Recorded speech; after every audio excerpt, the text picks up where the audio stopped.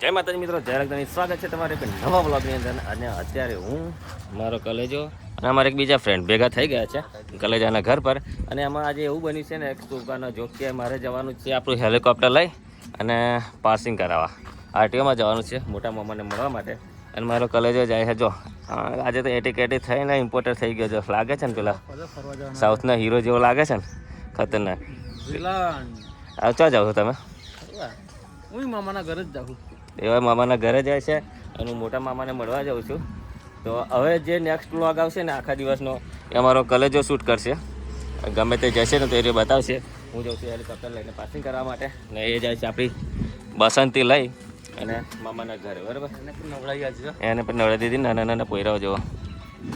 બસંતીને આજે સ્નાન કરાવી દીધું છે સરસ મજાનું, અને આપણી હેલિકોપ્ટર આવે જશે પાસિંગ કરવા માટે.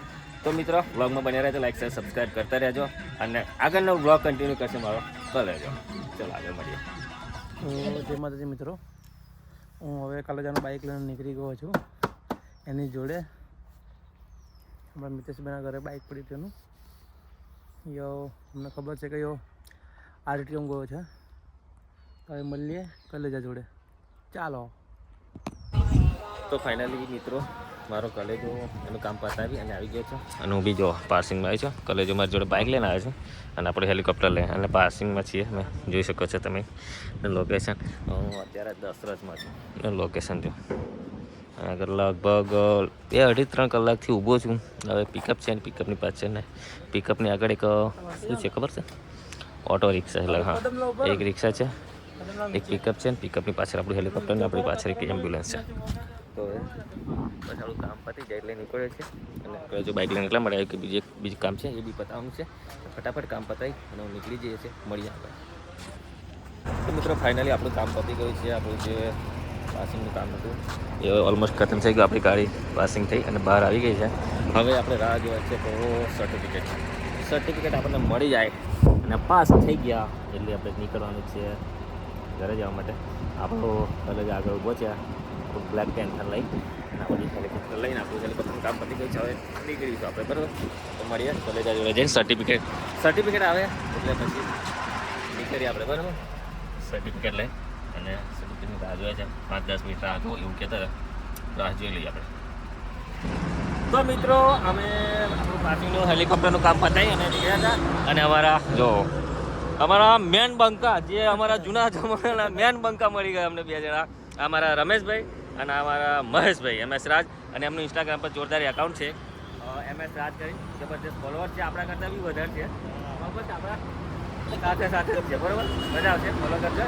માતાજીના વિડીયો બના. હમણાં ઉજ્જૈન જેના આવ્યા ને પેલા અંડરટેકર જેવા દેખાતા હતા, હમણાં કમ્પ્લીટ થઈ ગયા છે બંકો, બરાબર? તો હવે પેલો આપણો બંકો તો આ વાસણ ગયો છે, વાસણ શ્રીજીને વડાપાવ ખાવા અમરેથી લઈને જવાનું છે.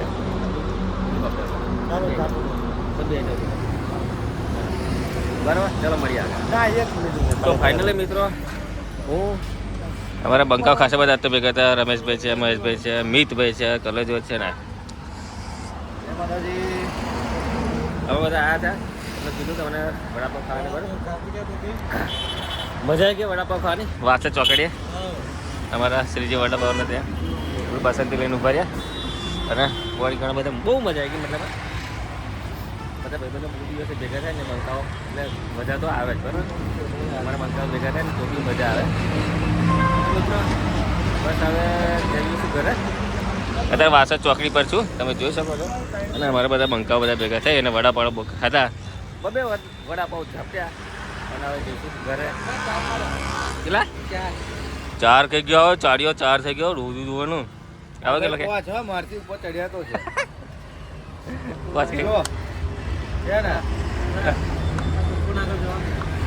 પપ્પુ નાગર જવું હે સ્પેશિયલ પાણીપુરી ખાવા આપણે કદમ મહેશભાઈ એમને લઈ જઈએ. વડાપાવ ના પપોરી ખાવા લે આજે નહીં લે, ફરી જઈશું. તો મિત્રો, હવે આજ માટે આટલું જ રાખીએ. મળીશું એક નવા બ્લોગ સાથે. અમે જઈશું ઘરે. ત્યાં સુધી ટિલ ધ ટેક કેર. જય માતાજી.